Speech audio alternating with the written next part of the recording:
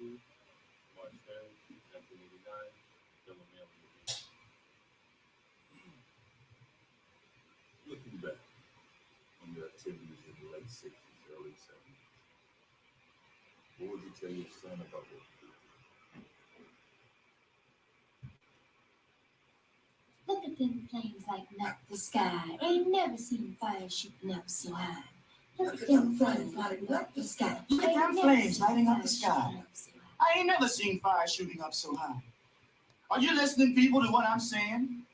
Because it sure looks to me like them niggas ain't playing. Them niggas ain't playing. Them niggas ain't playing. Them niggas ain't playing. Those are not riots. Those are rebellions. People are rebelling because of conditions and not because of individuals. No individual creates a rebellion. It's created out of the conditions. Revolution is the only solution. Revolution is the only solution. Revolution is the only solution. Okay, who is it? Huey P. Newton. And where's Huey? The first thing that the Black Panther Party did, of course, in Oakland was to set up an armed patrol in order to ensure that Black people were not harassed and intimidated by the local police department. And if the police arrested the individual, we were following through the jail and bailed the individual out, whether he was a Panther or not. Cameras was the vanguard, man. We're talking about tearing shit down from the bottom, starting from the bottom, going up. A non-capitalistic state. That's what we're talking about. Yeah, we are. We're an armed propaganda unit. But we spend most of our time working with these programs, serving the people. Free medical clinic, free breakfast children program, the Intercommunal Institute and Liberation Schools, free legal aid education for the community.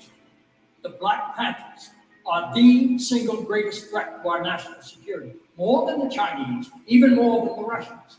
Our counterintelligence program must prevent the rise of a Black Messiah from among their midst, one with the potential to unite the communists. And there you have it. That is the beginning of the new movie, Judas and the Black Messiah, that is available on HBO Max and is in theaters right now. Also, good morning. This is The Unpublic with Citizen Stewart and Sharif El Mekki. It's Freedom Friday, and you are still not free, but hopefully you will be freer after this hour with us than you are right now. In 1969, December 4th, 18 to 19 police officers from the Chicago Police Department knocked on the doors of Chairman Fred Hampton, who was a 21-year-old organizer with the Black Panther Party. He was in bed with his pregnant wife, Deborah Johnson, who is now Akua Njeri, who was pregnant with Fred Hampton Jr. at the time. Those 18 police officers riddled the place with bullets. It was up between 82 and 90-something bullets shot into the apartment, with one bullet shot out of the apartment from a person who was hit by a bullet and laying on the ground. The story that the police department gave to the public was that they came to serve a warrant for illegal possession of weapons and that they were fired upon, and that they had to defend themselves and that they feared for their lives, so they shot back. The problem was that they shot 90-something times. There was only one shot out, so that their story was soon seen to be a lie. In the days following the incident, Black Panther members, community organizers, closed off the scene of the apartment and allowed the public to walk through and to take pictures and to show them what the scene looked like. The police hadn't sealed the scene off. Mm-hmm. And because they did that, journalists and others were amongst those who walked through and were instantly able to see that the police department's story was a lie. It was all one big lie. Well, it turns out your government and your FBI were conspiring with the police department to assassinate Fred Hampton. And in fact, if you watch this movie, you'll see there's a part in the movie where they have already shot up the entire apartment and they find him still breathing, still alive. And then they shoot him 2 more times in the head to make sure that he's dead. It was a straight up stone cold assassination of a 21-year-old Chicago organizer who, by the way, was not organizing for anything violent. So forget what you've been told by your history and your government. He was organizing for Black freedom in terms of better housing, better schooling. He was enacting, like the Black Panthers were nationally, survival programs, free health clinic, free breakfast, and even free education. And not just free education, but community-driven education. These are the stories we don't tell our young people in this illustrative month that we've had now for years. Sharif has heard me give Black History Month a hard time this month, but we are now, how many years later? We are 52 years after the assassination of Fred Hampton by his own government. And this is a story that people will be encountering for the first time as they watch this movie. You have to ask yourself, after 52 Black History Months, how do we know so much about Rosa Parks just being tired, so she sat down?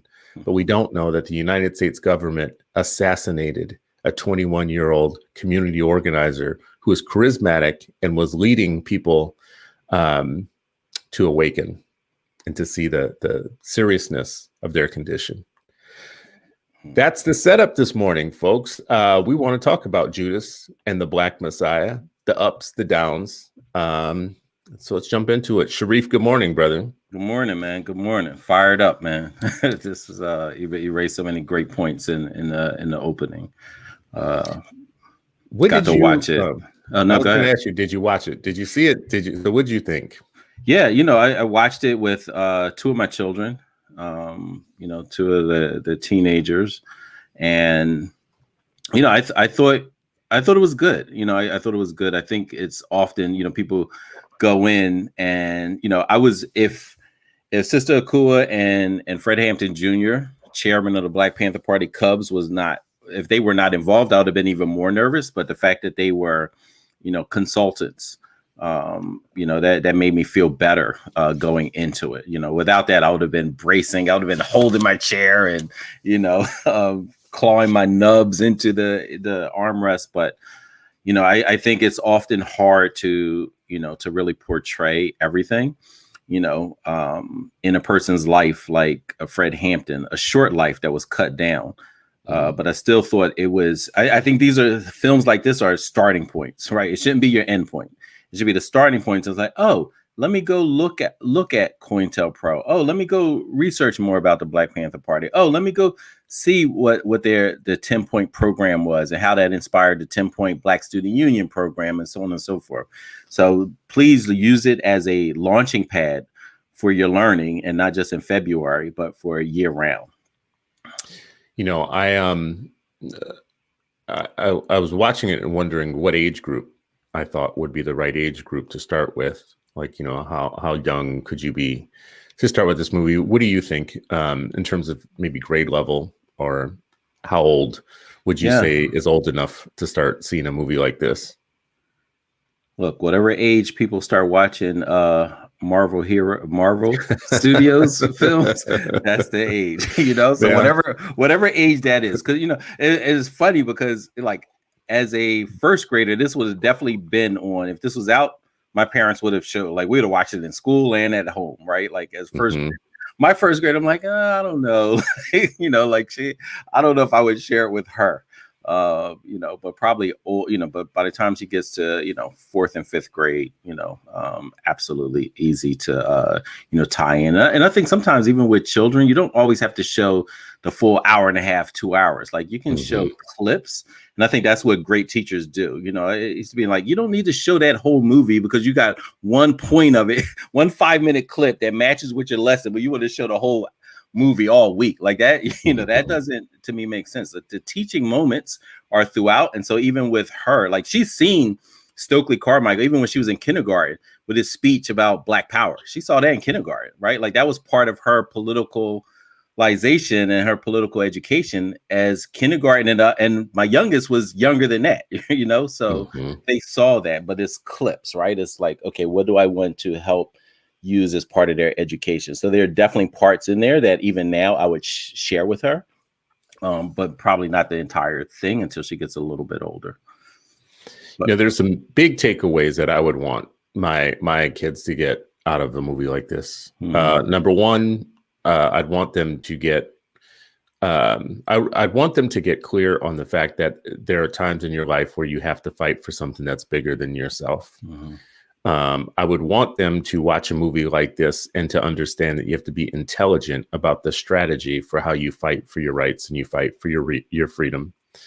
I would want them to be really clear on the fact that your government is your enemy oftentimes, right? So as we are standing kids up and making them recite the Pledge of Allegiance every morning and attempting to create uncritical sheep and unthinking sheep, we are basically just conditioning them to be patsies for their government, right? The idea that that this entire program, COINTELPRO, which you and I have talked about in the past, was basically just installing government agents into people's private organizations and into their communities and into their churches, with the sole purpose to sow and cause confusion, to stop people from organizing on their own behalf. We don't ever really teach our students that. We don't really ever get there. We teach them bars and stars and red, white, and blue. And,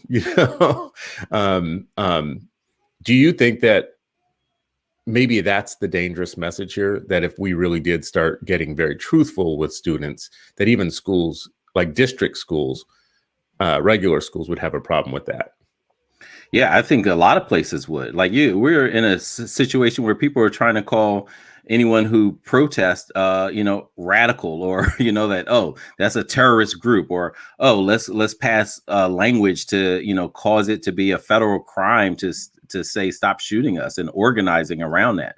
So it is absolutely many places that will have problems. Listen, we got people right now that are hired to do DEI work, right? And what is it? Diversity, inclusion. What's the E stand for? Equity, diversity, equity, and inclusion work, who don't believe that the system itself is problematic, who don't believe that that there's, deeply entrenched racist structures that continue to flower every season.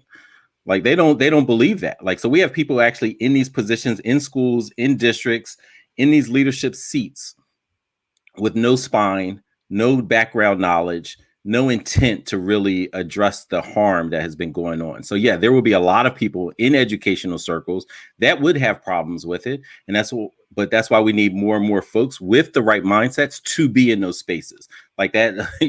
I keep going back to what your father said, because infiltrating double cross, right? Like being the spook who sat by the door and being wary of the Judas factor, right? Like, and this is a book that I talked about before. Like, people need to read the Judas factor and see it wasn't just Fred Hampton, right? That COINTELPRO movement was for anybody that was trying to organize and liberate. When the government says we will have to do everything in our power to stop the rise of a Black Messiah. Like, so even look at the title of the film. They didn't just pull that from anywhere. There's a government documents that say we will do anything we can and must do to stop the rise of a Black Messiah. And that's why you see a Fred Hampton at 21 years. Like, it's humbling, because I think about, what was I doing at 21? Ain't no way. It was not that. Like, I mean, I'm actually embarrassed to even think about it when I look at somebody like Fred Hampton and many of the Panthers to be that young. And showing this leadership and love, right, for their community, and organizing, supporting, and protecting, and health clinics, schools and classes and political education and self-defense. Like, I mean, it's mind blowing, what they were able to do. Yeah, it's maddening. It makes you mad. I mean, if you think about the fact that we are lectured to, as a people, Black people are lectured to by white America, that we need to do for ourselves, and that we need to be self-sufficient, and that we need to stop being dependent and asking other people to do for us. Yet you killed our revolutionaries who were saying the exact same thing. We need to build a Black nation, right? They want to say it, right? They want to say it and do it this way. You talk about doing it true independence off the plantation. Man, that's going to bring, they're going to bring hell, this part about the Black Messiah, I think, is fitting for an education discussion, because the FBI was really afraid. The biggest fear of Hoover at the time, who was running the FBI, was that a charismatic intelligent, smart, strategic leader would emerge out of Black America and would awaken the masses to the reality of their conditions and to point the finger in the right direction. But what's really interesting is the point at which they assassinate King and they assassinate Malcolm and they assassinate Fred Hampton, right? Whether they're using third parties or first parties, whatever.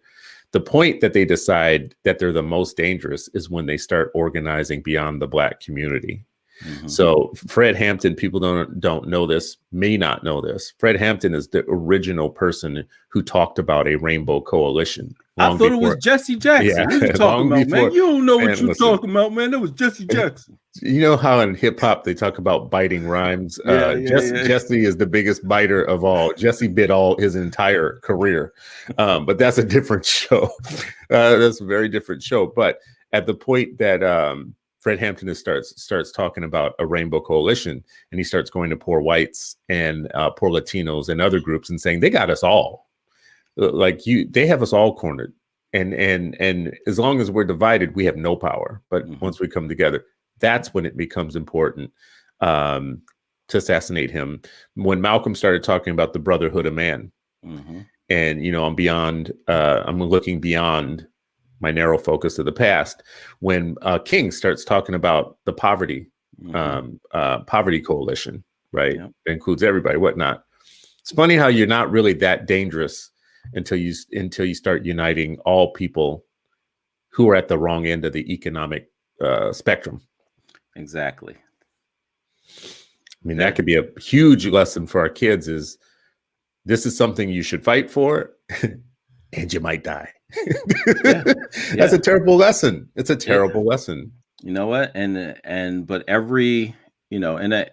everybody that you spoke about, as well as countless others, have talked about, the sacrifice, when you stand up in this kind of way, in this kind of vocal and public way, and when it's organized across sectors, right? When you're talking about the organization of, African American unity, or you're talking about, the Rainbow Coalition, or you're talking about, the anti-poverty campaign, anti-militarism, anti-capitalism, like any of that means you're linking into a broader sense. And then, so when people talk like power of the people, that's what that actually means. And it's fearful. It's dangerous for people in positions of power to challenge. And like Frederick Douglass said, they will concede nothing. They will concede nothing. So every time we think oh, they passed this bill, oh, they passed that, oh, they gave this, it's mostly distractions, because symbolic. It's symbolic, it's distraction. They'll give you all the statues that you want. They'll give you stamps of Malcolm, and if Fred Hampton doesn't have a stamp yet, he's going to have one soon. But as far as his ideals, they're not trying to implement that, because that's a radical shift of power and control. Love that point. And what I think people watching, what I would say about that is you're not truly dead until they put you on a stamp. That's when you know you have lost all your power. They've completely killed you by the time they get you on a stamp that little white ladies in Idaho buy and slap onto their Christmas cards. Right? We hate you, but we'll put you on a stamp. That stamp is the final resting place. Yep, we'll kill you, but then we'll lionize you in this way, in this soft way, not true lionization of them to say oh, what did they stand for? All right, how do we change the structures, to create this, and it always goes back to education, right? Because you talked about what could students learn from it. I think there's so many things that they can go deep in, not just COINTELPRO, like the divide and conquer, which is the oldest strategy in the world, but continues to be used to divide a community. What does it mean to, what have revolutionary thoughts and actions been around the world and through history? How have they coalesced? How have they, gone about? What is the difference? What were the weathermen doing, and why weren't any of them murdered in their sleep? What was the message of the weathermen, and what were they doing? Why did the Panthers say, that's erroneous, that's not the right way? And why weren't they murdered in their sleep? Why weren't they murdered with their hands up like little Bobby Hutton? You know, this and is why important too. Yeah, tell people who the Weathermen were. So the Weathermen were also in the 60s. They were anti-war. They were anti-capitalist. And what was different about this, they would be considered a radical left group. They were white. It was a white organization mostly. And one of the things that they would do is that they would bomb institutions or symbols of white supremacy. And the Panthers like, hey, that's the way to get our people murdered. Like we're not doing that. We are Black Panther Party of self-defense. We are a self-defense organization. We're saying you're not going to just keep coming in our community from your suburb or your lily white neighborhood and just gun us down for broken taillights that sometimes you're the one that actually broke it after you stopped us, right? Like that's what they're saying. They were saying we're not going to have Breonna Taylors and Sandra Bland's and George Floyd in our neighborhoods under our watch. The Weathermen were saying we're going to blow up your symbols of power. They thought they were John Brown. And for people, this is important. And why I asked you to mention who they were is just so people know. We forget so much about history. We don't recover these things and talk about them. I see the Weathermen as a violent forerunner to things like Occupy and Bernie. They were the whites who really felt like they were radical and they understood the social conditions of people and they had the answer and they were going to go after the answer. So back then they would bomb, the symbols of white supremacy and economic like capitalist racism. Today they do something similar just from an Occupy standpoint. But Fred Hampton himself said about the Weathermen, that's a bunch of BS, that they are just like out there, they're going to get us killed. Right. We are not trying to do what they are trying to do, and had to separate himself from that. And we don't have the shield of whiteness to protect us. Right. Because some of them were pardoned. We still got political prisoners in jail after 50 years. That's right. 50 years. Yeah. And we had Weathermen who were pardoned for blowing stuff up. You know what I mean? Like this, like it shows like whiteness and the difference between allyship and co-conspiratorship. Right. Like you would think that you're like, oh yes, the system is anti-Black. We're going to align ourselves under your leadership. We may get in the front because we can afford to go to jail, right? We might not lose our job and be cut off and things like that. We might not have the same repercussions for standing up, but we're doing it in concert with you. We're not trying to say, no, we know how to do this better. You know what I mean? We did the Revolutionary War, so we know how to do this, right? Like that's how they come in, trying to hijack stuff. Everything that they did in terms of just being out, straight up violent and being targeted towards, the wrong targets when they wanted to be violent. All of that stuff fed into the public perception that the FBI was able to use to say, now see, these are violent movements. It lumps everybody. When they lumped everybody together, and it became easy to look at someone like Fred Hampton, the Black Panthers and others, and just write them off as this angry Black guerrilla group that was out to kill cops, like cop killers, and so they were able to frame you before they killed you because of these things like Weathermen and others. Along those lines, I would like to say, like, there was a process here of killing off the revolution. So the first part was murdering the most dangerous people like Fred Hampton and King and Malcolm, and the second part was to slowly kill the rest, through drugs and other things and payoffs and whatnot.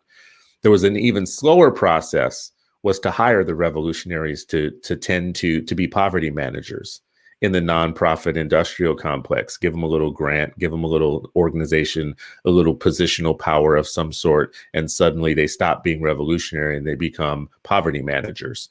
And then there was still yet another group of Black capitalists and Black representatives who thought, okay, we're going to start, and the Panthers did a little bit of this. We're going to start running people for office. And once we get into office, that'll be real power. Bobby Rush is elected in Illinois, and Seal ran in Oakland. But one of the interesting things that I read about Bobby Rush so he goes into office and he gets the legitimate power, and he does, push things that are good for the people. Everything he would have pushed as a Black Panther, he pushes in different form in policy. But how much traction it gets is another story. But in 2006, they attempted to name just a little strip of street after Fred Hampton. And the police officers union and the white public were able to raise issues. So if you read the newspaper reports, it'll say, Chicago's divided. The white Chicagoans are fearful that it's celebrating of a dangerous person who hated cops. And the police officers union feel the same way, and blah, blah, blah. And then you have Bobby Rush in there saying like, no, I was there, and no, and blah, blah, blah. And we're going to fight for this. And this is the right thing to do, with no power though. Mm-hmm. Right? Like, you're an elected official in a very high level, as a matter of fact. And the police department that killed Hampton is able to say, we don't want a street named after him because he was anti-us. Mm-hmm. Yeah. And what was the Panther? I forget who it was, but she said, they murder us and then they write the reports. Ooh, yeah. Right. Yeah. And I forget, and yeah. I'm sorry, I can't attribute it to the right sister who said it, right? But she's like, that's what happens. But that narrative continues, right? Mm-hmm. Where later they still have that narrative and they own that. And, that's why people have to be educated. That's why our children have to be educated, so that when they, open their mouths to spit nonsense, there's a not just a one or two, not just this radical church or that masjid on that street or whatever. No, there's a collective that has the shared understanding of what actually happened. And in that sequence where you're talking about like the murdering of movements, I also want to, reinsert like little Bobby Hutton, because what that showed was, hey, we will kill you. Like we don't care. You can have your hands up. We can see clearly that you have no weapons and you could be a teenager, and we're going to fill you with holes, right? Because it's one part of doing that, of the other things that you mentioned. And there's the other one is showing, like, letting everybody know, particularly the people who are trying to bring about change, are like how far they will go. So I think that was a very clear instance of them showing this is how far we will go, right? Black Wall Street, this is how far we will go, right? The move bombing, this is how far we will go, right? And so they keep doing those kind of reminders. And this is why, back to these people who are in these positions, whether educators or adjacent to educational systems, where you have, I'm so sick of hearing people say, oh, George Floyd was the first time that I actually understood that there was a problem. Like, I mean, I want to throttle people when I hear that. Yeah. And the problem is, these not just some, as you said, little white ladies in Iowa. These are people that are in our educational systems. People that are in our departments of ed, people that are in our districts, people that are leading classrooms in schools. If that is your worldview, like that's your enlightening, that's your first initial awakening, like all is lost if you are in charge of the education of our children. Like, it is lost from the beginning. How can you teach in a school where you're employed by the state and you're a state? I mean, this is going to be a tough question for you because you're an educator. How can you teach young Black children that their own government and their government systems have been aimed at their own destruction, right? Like they have been anti-Black, and so they have killed your revolutionaries, hired the survivors to do their dirty work and their handiwork. We shut down your schools, fired your principals, fired your teachers, turned you all over to mostly white, mostly women, state funded educators who teach you the Pledge of Allegiance, the stars and bars with, oh yeah, okay, they pull down a lesson plan here or there from teaching tolerance or from Pinterest or whatnot. But I mean, as recent as 2 days ago, there was a kid in a classroom where the teacher was arguing with him about the word nigger, and he's arguing with him that it's not what you say it is and what you think. Now let me help you out here. I'll either kick you out of the class or you can listen to what I'm saying. And the little black kid is recording the whole thing, right? But it's like every third day we see one of those recordings, right? Here's a lesson plan on making slavery easier. Or if you were the slave master, write an essay on what methods would you use, right? At what point do you think that, to raise a healthy young black child in the United States is to give them the truth? And one of the truths is many of the people the government sends to help you are here to kill you. They're either here to kill your brain, kill your mind, make you an obedient servant of the state, turn you into a white sheep if you're black. The best thing that America would want to create are more Candace Owens and fewer Fred Hamptons, and you work for that system, like as radical as you think you are, as many Malcolm books and Ibram stamped books that you're reading over the weekend, as much as you're reading, you still work for the government, and the government. What am I missing here in terms of like people understanding that they're part of the same system that has hurt black people, even as they think they're radical? I mean, that's the whole part. Like if you don't have the right mindset about it, I think Audre Lorde's birthday was the other day. She's like, if you don't, I think it was her, it may have been somebody else, but it was basically like, if you don't understand white supremacy, you'll only be confused by it. Right. Matter of fact, it wasn't her, it was somebody else. But regardless, it's the point. Like, if you don't understand it and you think you do, you're just like, oh yeah, I got this. Like, it will only confuse you, and you will end up confusing others if you're in seats of leadership, like a teacher is or educator is. Right. And so I think that part is, I mean, I can just share with you, like when I was a young teacher, it was a group of us. And we would get together, support each other, share what we were doing. And one of how we would break our huddles when we were leaving for the evening, we say, don't be afraid to get fired for your kids. Like it was that understanding. And we would remind each other that, yes, you're in this position. It is a position of power, but it's also a position of responsibility. And if you're not there to really understand how this system operates, how white supremacy, how school systems have at best been complicit, but in reality, more or less drivers of white supremacy and institutional racism. Like, if you don't understand that and you're in that position, you're going to do more harm than good, right? Because it's the whole indoctrination process, right? Like, if you've come in and your only education has been the traditional system, that means you're already walking in with the default white supremacy agenda.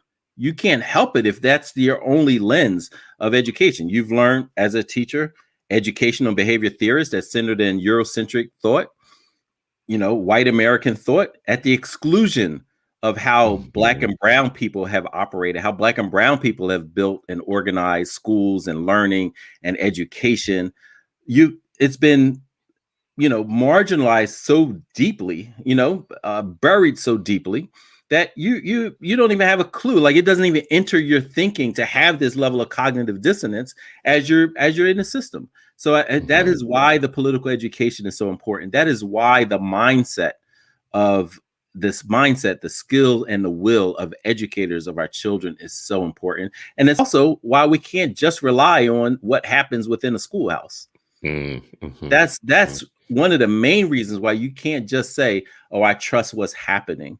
Regardless of who's in the classroom, even if it's like, oh yeah, this is the radical teacher. That's an individual teacher. How many teachers do they have? They have that teacher 45 minutes to an hour and a half. What happens in the other 6 hours? So you can't just rely on that singular person anyway.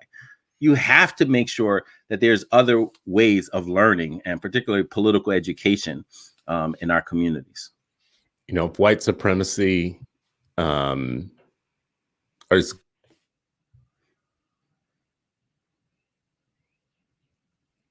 Well, Chris will be right back, I'm sure. I would also say, if you have not, definitely watch the film, but watch the documentary that came out.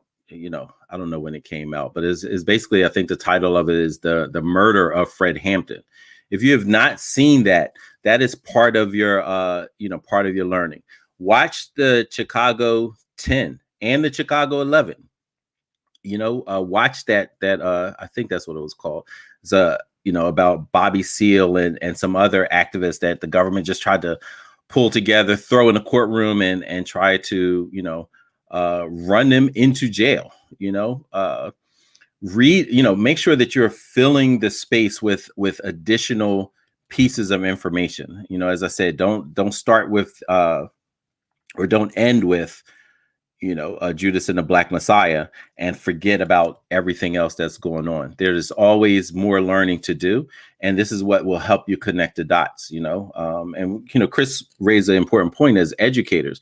Like, how is it hard to do? I had the blessing to be a literature and history teacher so it was much easier for me. I just had to be really thoughtful and conscious about, okay, what am I teaching, and what are the primary sources that I'm using?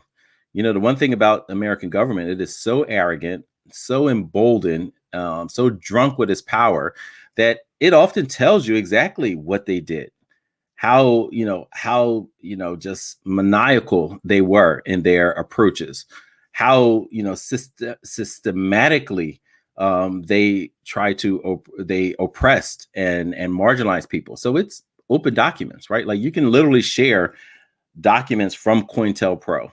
I'm hoping that one of the future movies is about COINTELPRO and what happened, how that got exposed. Like, we knew it, people knew it in the community because it had happened throughout time in this country to Black and brown people. But to have that primary document, the primary sources, was additional information for people who needed that that extra validation of what people of communities of color were saying for all these years. And so look up that COINTELPRO story. What happened in Media, Pennsylvania? Or, while the country was celebrating, what did these, young white folks, right? Like, so Weatherman, that's one way. Another way is like, hey, we're going to expose what the FBI is actually doing. Right. Because we know if you file a right to know request, like how long that takes and all that kind of stuff, they're like, we're just going to hijack it. So we're going to break into the FBI office in Media, Pennsylvania, and share. Here are all the documents. Here are the copies of the letters that they would send each other. You saw in well, I don't want to, spoiler alert for folks who haven't seen it. In the film, it shares a little bit about this, misinformation tactics that the FBI consistently use. They just give a little snapshot of it, but that was this was an ongoing plan, to discredit, to marginalize, to disempower, and ultimately to jail and kill, people who were saying, like, we love the Black community. We're going to defend the Black community, support the Black community, organize the Black community, and we're going to organize with others. And so to see those things and being led by the youth. And so, again, when us with gray haired and, hoary headed, and we're just like, no, the youth, they don't know. They need to sit down, shut up and listen. It's akin to, to other people who ignore history, and to see like, hey, it's often the youth. And doesn't mean that we shouldn't have the guidance of the elders. Not at all. Not only the elders, the guidance and learning of our ancestors as well. What have they shown? What have they taught? What is that Black blueprint that exists in our society, in our communities? And how do we tap into it? How do we use that in today's context? But one of the things I think was just consistent across all of our revolutionary heroes is, this idea of education, this idea of organizing, education and organizing, and having these clear goals, having this clear understanding, and this love that's generated. A lot of times people think, and even when I was younger, like I must admit, like I love seeing, organized people in, Black people with afros and berets and leather jackets. And, I mentioned in this, the chance to be on The Moth, which, was just sharing a story. And one of the, what I shared was this experience of first seeing my father, along with his comrades, when Rizzo, fastest racist, rabidly racist, proud of his racism. He was his kinfolk were Confederate flags. He was just up south. He was in Philadelphia. When they raided Black Panther Party headquarters, there were 3: West Philly, North Philly, Germantown section, which was down the street from the elementary school that I attended, but raided them and then forced Panthers to strip to their boxers. And I remember seeing that as a child, seeing the picture, which was plastered all over the Daily News, but being able to see that, and understand, like, what. And I spoke to Mike Africa from Move the other day, on with Edlock, that he felt a sense of pride about that. I felt a sense of pride. Matter of fact, the name of the blog that I wrote about that experience of first seeing that picture, my father with his comrades standing up handcuffed, was afros, boxers, and handcuffs. And I was like, I vowed then, like, hey, when I grow up, I'm gonna be a revolutionary. I'm gonna have an afro and I'm gonna wear boxers, because revolutionaries don't wear tighty whities, you know what I mean? So I'm like, no, get them out of it. I need some boxers. I'm like this little elementary school kid talking about, don't give me no whitey tighties. That ain't what revolutionaries wear, but later I would understand there was much more to that. But it was, understanding, like, choosing our heroes and not just letting other people choose them, right? As much as I love comic books, my mother, only comic books she bought were the ones that had the Black characters or the Black heroes in it. Like, I had to go to my cousin's house to read the comics. She's like, you got real life heroes. Why are you going to read up some made up ones? I'm like, Mom, they're so good. You know what I mean? But it was that understanding and that sense of education that, permeated. Hey, I'm glad you're back, bro. COINTELPRO in the system. Always. You talk. You said what? Wait, we click his cord, cut the mic. Yep.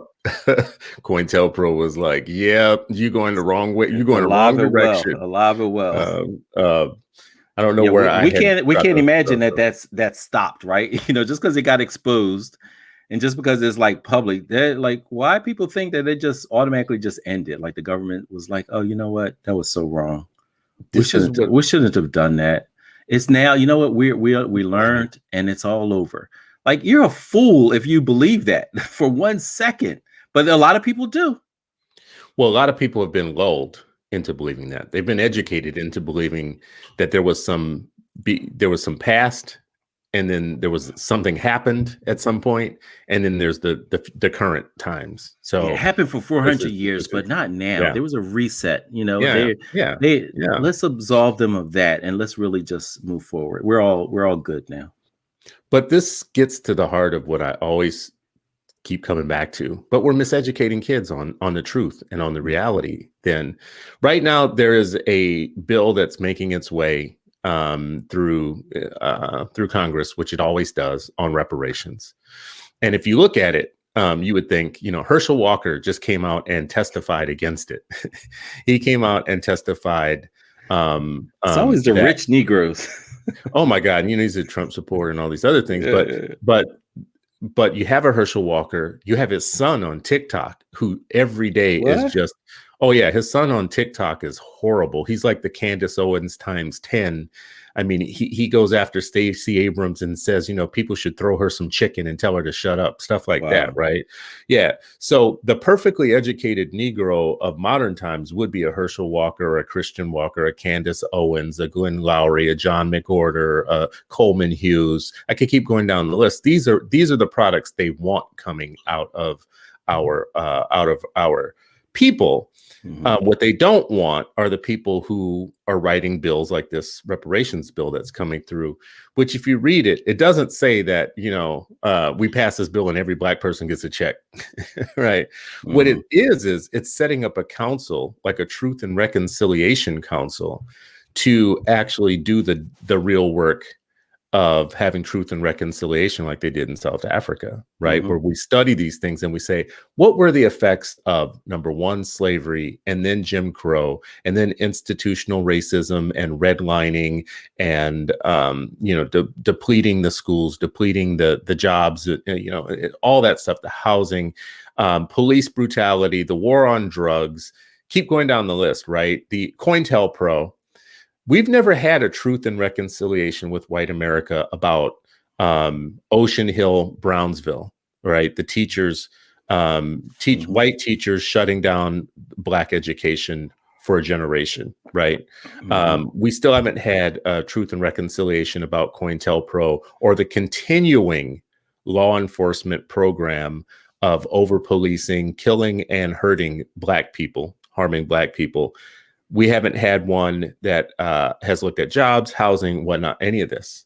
So we can keep arguing about it. As long as we don't study it together, we don't have a national council on white people doing the right thing.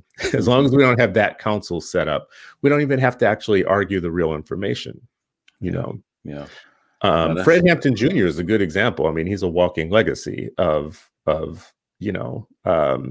Chairman Fred Hampton Jr. He's the organization, the Black Panther Party Cubs, children of Black Panther Party members.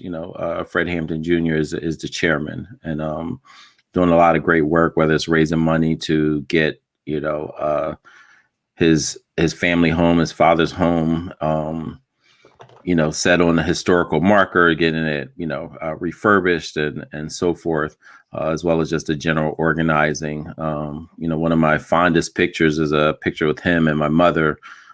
He was in Philly, at a organizing, and standing in solidarity with MOVE, who we talked about before, with the police bombing it and the fire marshal saying, let it burn, as they blew up an entire block and killed 11 people, and destroyed just millions and millions and millions of people's lives and possessions.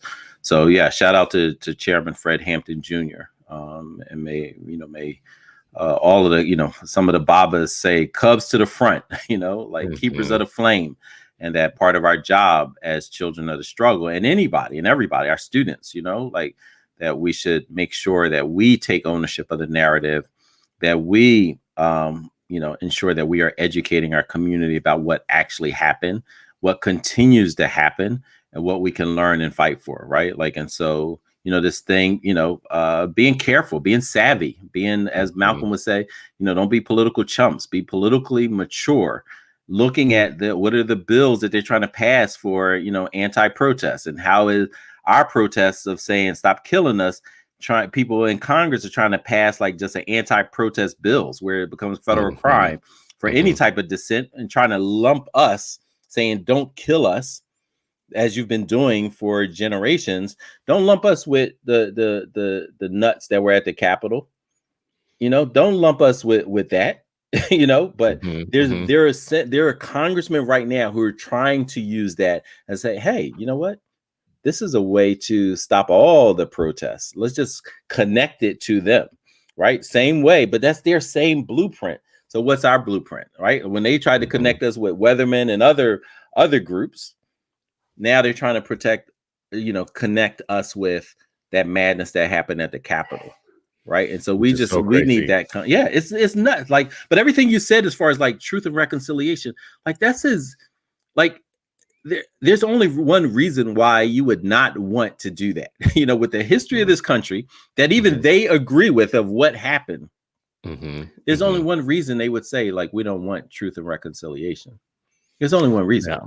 Well, one is that they want to continue what they always had, and it just in a different form. And I would say also that they know that truth has material consequences. So they don't want to pay anything. They don't want to sacrifice anything. Right now, white America, I am sorry. Just let me help you out a little bit here. I'm with you. I understand you. You are human and you like your advantages. The advantages that you have, there's no group of people that ever said, yes, I would love to give away some of my advantages. So you have unearned advantages that you have gotten over time, and they've become so normalized that you have forgotten that they are actually unearned advantages. To you, they're just normal life. Yeah, They're just like it's just the way things are. Why But I y'all want to come break it down disrupt to my you, life? sister. You Yeah, know, like, right. But this is what I I want to ain't do break nothing down to to y'all. you. I want you to know that until you actually examine that, there is a fight. The fight will never stop. It will never end until the last Black person dies. There will never be you will never have enough Herschel Walkers and Candace Owens and Coleman Hughes in the world. That's not going to happen because Black people don't even want them. Right. So you can glob on to them all you want because they're dancing like fools to your tune. But you do need to realize that those are Negropeans and there aren't many of them. Right. The masses will continue to have in their skin and in their brains, in their memories, the truth and justice. God does not let justice actually escape the victims of injustice. Right. So you can enjoy those little advantages you have, and you can build your little communities and put fences around them all you want, and electric fences and invisible fences and mortgage fences and everything else that you want. It's never going to stop being a problem for you or your children, right? It will never go away, right? Until the last Black person dies. You can get us in elected positions. You can give us grants. You could put us in nonprofits. You know, you could put some of us in jail. You can put some of us in trunks of cars and light the cars on fires like they did to people in Ferguson. You could keep doing all that because you've been doing it forever. And you can have amnesia about that, what I call Anglonesia. You can have Anglonesia all you want. But Black folks have a good memory, right? And I don't know why they're so angry. I don't understand why they make everything about race. I don't understand why they just like always have to have a problem. That will continue to be your talk track until there's justice. Until there's justice, that will be the bottom line. So you will never escape this. And realize, I know you're winning. You've been winning, and you're used to winning in one way. You control the media, you control the narrative, you control the schools, you control the teachers, you control the unions, you control the banks, right? I could keep going down the list. So of course you don't think you have a problem yet, but you do. You do. You really do have a problem. And you know, when Fred Hampton said you could kill the revolutionary, but you can't kill the revolution or whatnot, you think that you killed the revolution. You think that it's dead. As a matter of fact, you're living in the aftermath, throwing the dust off of you and being like, let me buy a condo. God damn it. Yeah, celebrating. Let me buy a condo. And we got Herschel Walker and his kid. Yes, and we got Christian Walker and Herschel Walker. We got 2 generation of Negropeans out here telling other Black people how terrible we are, right? It's not going to last forever.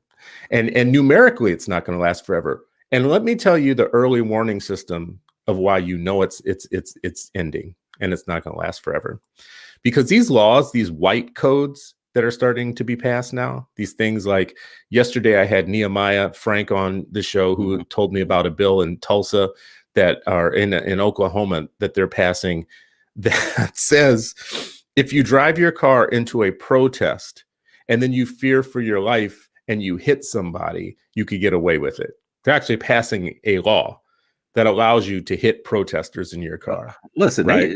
The guy who shot people, right, at a protest, Rittenhouse, yes, right, like shot people, like if you could do that, leave your house, go to a protest, and start shooting people, then yeah, of course, drive cars into people, like by all means, you know. Well, I see the early warning system. I see you writing laws about being able to kill protesters or stop protests or harshly attack protesters, especially when they're not the ones at the Capitol, like when they're not part of the Million Moron March.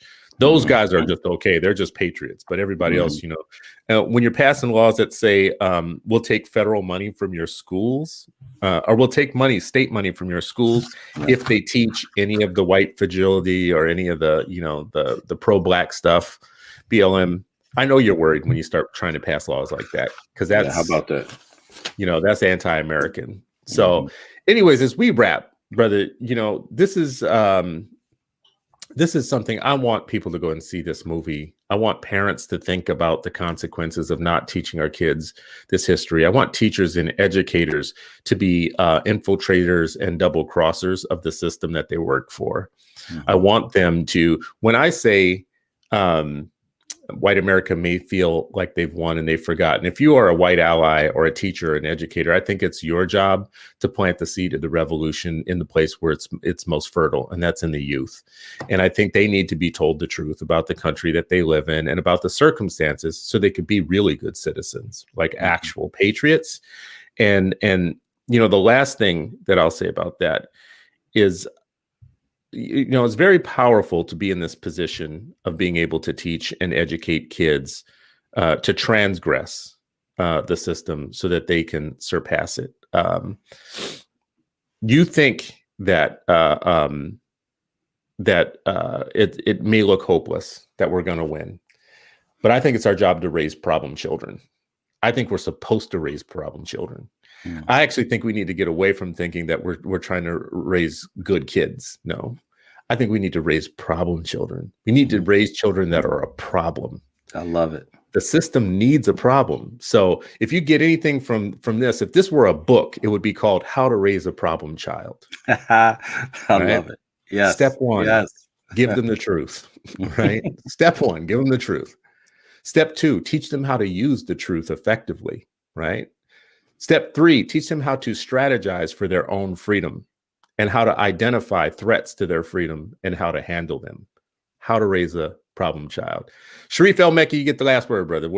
Take us. I don't know if I think that was the last word, but I'll just say, like, I love that, you know, this whole theory and idea of, you know, raising problem children, because that's exactly what needs to happen, right? You know, Dr. Fuller spoke about a couple weeks ago on 8 Black Hands of this idea that, you know, you can be passive as the moral arc of the universe bends, you know, and he exhorted us, no, bring your hammer, come bend it, you know, don't just sit back, you know, as we talked about before, you know, sitting on your laurels, you know, and waiting for things to happen. You know, I'm sure as a kid, you played I Declare War, you know, so that war on injustice, declare war on it, choose war on it, you know, make a conscious choice every single day. I declare war. That last car, I declare war against against white supremacy, and I'm doing that every morning and every night. Like, that's what we're doing, and teaching our children,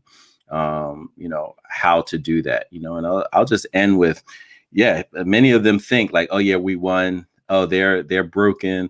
Oh, they've forgotten. Oh, they're satisfied and comfy and soft. But as one revolutionary told, you know, the people who thought he was out, and they said, like, oh, you know, you're done. Like, this is, what are you going to do now? How, like, you have no chance of winning this. We have everything. Where's your help? And he said, oh, the help is in the wombs of the mothers and on the laps of mothers. And I would say they're also sitting in the classrooms of our best educators. And so continue to support them, because that's where it's at. And so we can't deprive them of the education. We can't deprive them of the honor to be problem children to this system on behalf of our people, our communities, and our ancestors. Appreciate it, man, as always. Thank you for your wisdom, Sharif El-Mekki. Coming every Friday, man. No, glad to be here, bro. Well, and thank you to the people who watch, who come and give an hour of your time on Freedom Fridays. Obviously, you want to be free. This has been another Freedom Friday, and you are still not free, but hopefully you are freer at the end of this hour that you spent with us than you would have been if you had not spent this with us.